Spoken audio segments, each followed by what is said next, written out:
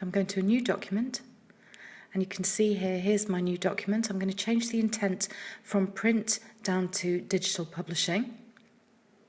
Okay, and what that's doing, I've just got a live update here. I'm just going to add some columns in, like so. And you can see I've got this preview button checked, which is helping me see the changes live. Now you can see I've got primary text frame switched on here, so I'm going to turn that off because it is a bit of a nuisance. This is facing pages.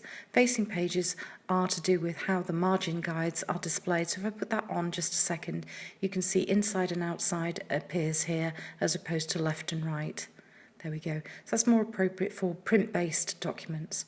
I'm going to try and pin 5 millimeters in here, so even though we're measuring in pixels, I can still specify in millimeters if I want to.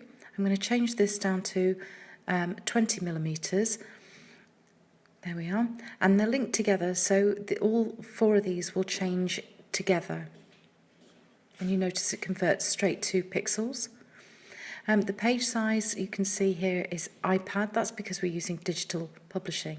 If I go to iPad Retina, you can see everything becomes an awful lot smaller. That's because there are more pixels on the page. But for now, we're just going to stick with iPad. And then I'm going to click OK. So that's our page pretty much set up.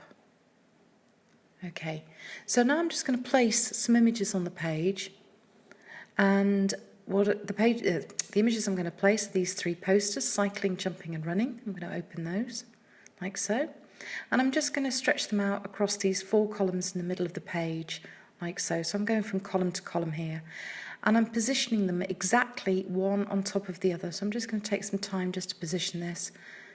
There we go, and drag out like that.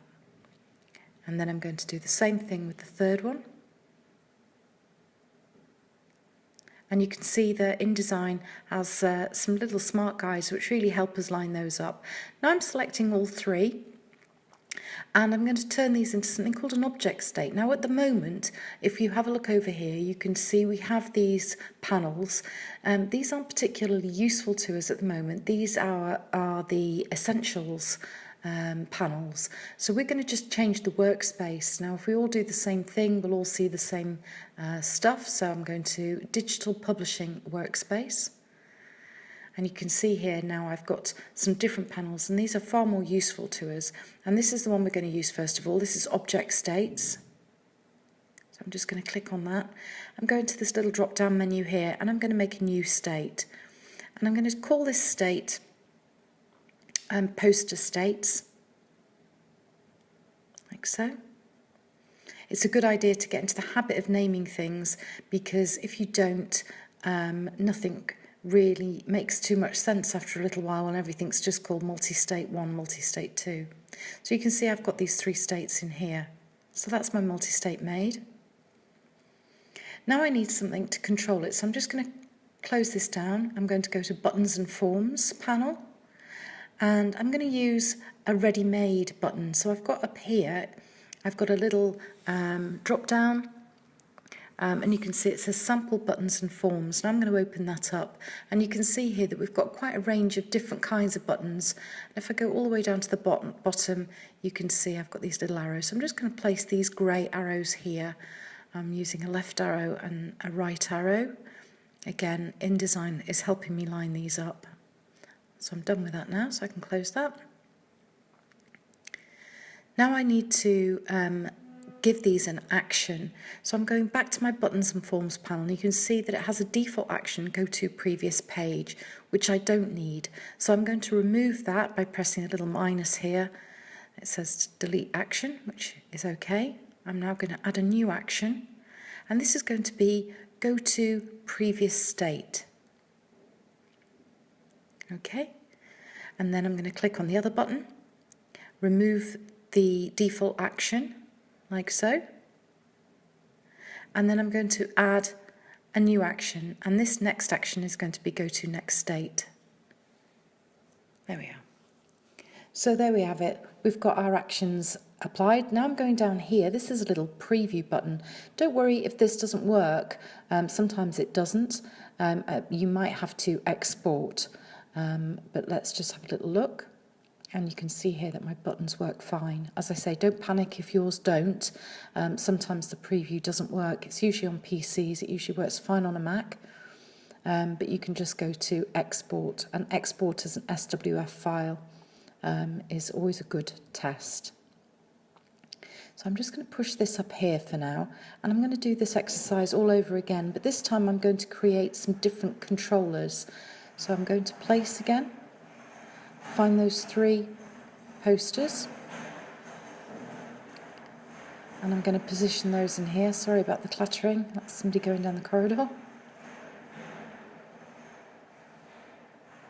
And I'm just going to position those like so. So all 3 on top of each other, just as I did before. There we go. So that's that. But what I'm going to do now is I'm going to use those same pictures. I'm just going to make these into an object state again. So I've just selected those. Go to Object States. Make a new state. There we have it. And I'm going to call this Gallery States. There we are. Now that's so I can differentiate between the first state that I made and the second state. Otherwise it all gets very confusing. Now I'm going to import the 3 images in again. So place, choose those same posters, open, and I'm just going to position them so they span just one little column like so. So they're acting as a kind of thumbnail picture. There we are. Just trying to line these up as best I can. There we have it. And now I need to turn these into buttons. So anything at all can be a button, pretty much, apart from videos and sound files. So I'm just clicking on this, and now I'm going to go to Buttons and Forms, like this. I'm going to go to Type, choose Button, and then I'm going to add an action.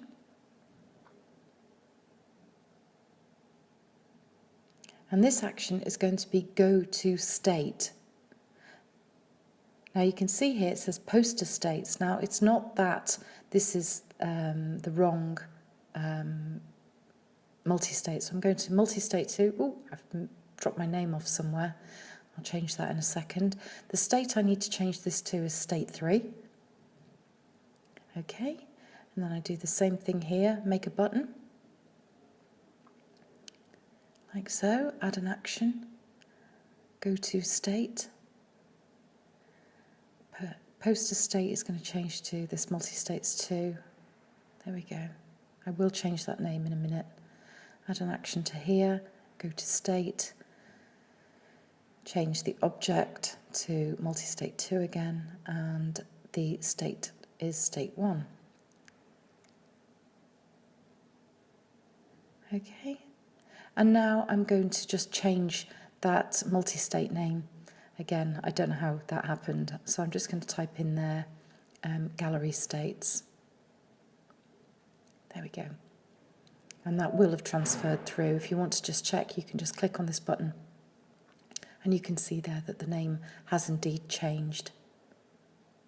Okay, so now we need to have a little look and see if this works. So I'm going to my preview again. And you can see when I click on each of the pictures, it displays the larger version. And we can also control it from buttons like so. And that is basically how we create interactive buttons using InDesign.